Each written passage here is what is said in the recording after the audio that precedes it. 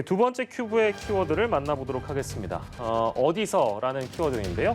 부부의 집에 내연남이 들어갔다가 바람을 피웠다면 내연남에게 남편의 주거권을 침해한 주거침입죄를 적용할 수 있는 것일까?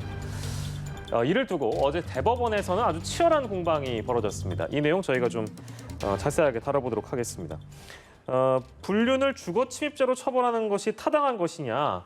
이 논란은 굉장히 오래된 논란이긴 합니다만 어찌 듣게 되면 글쎄요, 뭐 입장을 만약 바꿔 생각한다면 뭐 당연한 얘기 아닐까라는 결론을 낼 수도 있겠습니다만 그렇지 않습니다. 이제 여러 가지로 좀 갑론을박들이 많이 벌어지고 있는데요. 먼저 구체적으로 사건을 저희가 알아봐야 되겠죠. 어떤 사건에 대한 공개 변론이었는지 좀 알아보도록 하겠습니다. 네, 그 부부가 사는 집에 그 내연녀와 내연남의 사회적 관계가 있는 사람이 내연녀의 허락하에 집에 들어가게 돼서 불륜 행위 3회를 저지르게 되었습니다. 이것을 알게 된 그 남편이 고소가 이루어지게 됐고요. 1심과 2심의 그 법적 판결은 달랐습니다. 1심은 유죄로 판결을 한 것이죠. 주거의 평원권이 해했다. 반면 이제 2심은 이것은 무죄다. 이런 입장이었습니다. 그런데 지금까지 사실은 하급심과 대법원의 판결이 사실은 일치하지 않았습니다. 상당히 상이했는데 결국 요점은 이거였죠. 이것을 유죄로 인정했던 법 논리는 주거의 평원권이라고 하는 것은 다른 공동주거자의 평원권도 함께 포함을 한 것이기 때문에 1인이 설령 승낙했다고 하더라도 이것은 법익을 침해한 것이다. 이런 논리인 반면 지금 반대쪽 논리는 아니 만약에 그런 논리로 따지게 되면 아주 쉬운 사례로 집안에서 부모가 이를테면 자녀와 함께 사는데 결혼 문제로 반대하는 남자친구든 여자친구든 집에 데려왔다. 그러면 그것도 주거침입죄로 처벌해야 되는 법 논리가 되지 않느냐. 현실성이 떨어진다. 이 두 논점에서 어제 공개 변론이 이루어진 상황이죠. 그렇습니다. 그 논점에 대해서 이제 정리를 이용혁 교수께서 잘 해주셨는데요. 아마도 이 공개 변론이 가지는 어떤 의미라고 해야 될까요? 이번 공방이 중요한 이유는 그렇다면 뭘까요? 김성훈 변호사님. 네, 결국은 이제 불륜 자체에 있습니다. 어떻게 보면은 주거 침입에 관한 어떤 법리적인 변론들은 공동 주거인 모두가 이제 소위 말하는 동의를 해야 하는가, 혹은 일부만 동의하고 일부에 반해도 되는가 하는 거는 법리적인 논쟁을 벌여졌지만은 결과적으로 이게 이제 대법원 공개 변론까지 이루어지게 된 거는 소위 말하는 간통죄가 이제 폐지가 되면서 이 간통이나 불륜 행위에 대한 형사적 처벌이 국가가 형벌권을 행사하지 않는다는 판단이 나왔죠. 이런 것을 전제로 했을 때 그럼에도 불구하고 이 죄를 이런 식으로 처벌한다는 거는 결과적으로는 소위 말하는 불륜 행위에 대한 형사적인 처벌, 국가 형벌권을 재도입하는 것이 아니냐라는 그런 논쟁이 있었고요. 그런 차원에서 이제 좀 공개적인 논란이 벌어진 부분이 있습니다.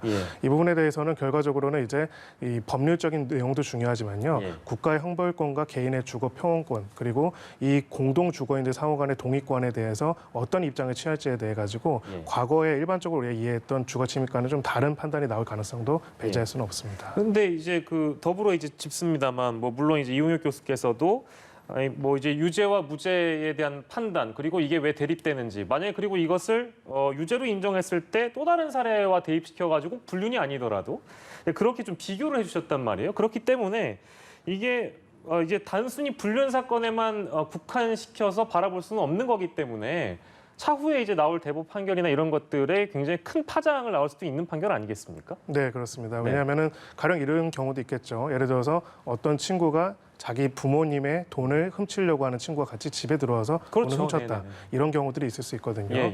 여기에 대해서 이제 대법관 한 분은 이런 질문을 했습니다. 만약에 이제 그렇게 불법적이고 부정한 목적으로 들어가가지고 다른 공동주거인한테 피해를 입힌다면은 그거 자체가 범죄에 성립되면 그걸로 기소를 하면 되는 거 아니냐. 가령 이제 주거 절도라고 할 수가 있겠죠.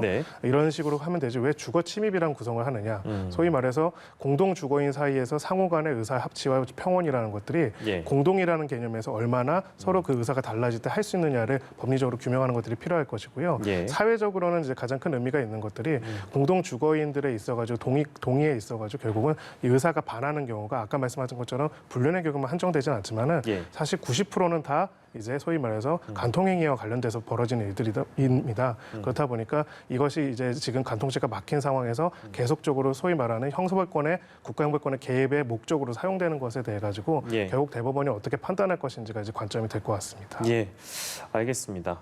이제 검찰 측과 이 불륜남 변호인 측이 이제 팽팽히 맞서는 이 두 주장이 이제 대립하고 있는 상황인데요. 어느 정도는 이제 두 분께서 이제 다 이 법리에 대한 설명 이런 것들을 다 해주신 것 같아서 뭐 저희가 이 시간에 결론을 내릴 수는 사실 없는 그런 상황이거든요. 그럼에도 불구하고 좀 무게를 두자면 김성훈 변호사 개인적으로 어떻게 좀 생각하세요? 이 상황에 대해서는? 네, 저는 개인적으로 이제 검찰이 그 조건을 이야기했습니다. 공동 주거인에서 불법 행위나 혹은 범죄 행위를 저지르는 목적으로 들어온 경우, 이 경우는 적어도 주거권의 평온을 해친 걸로 봐야 한다라고 하는데 그러한 절충선은 저는 좀 옳다고 생각을 합니다. 가령 이제 들어온 사람 자체가 이제 공동 주거인의 추정적 의사에 그냥 반하는 수준이 아니라 적극적으로 그 사람에 대해서 위해 행위를 해서 들어오는 것까지 이것을 막는 거고요. 원점으로 들어온 우리가 주거 침입죄를 왜 죄로서 다스리고 뭘 보호하려고 하느냐, 주거의 평온이거든요.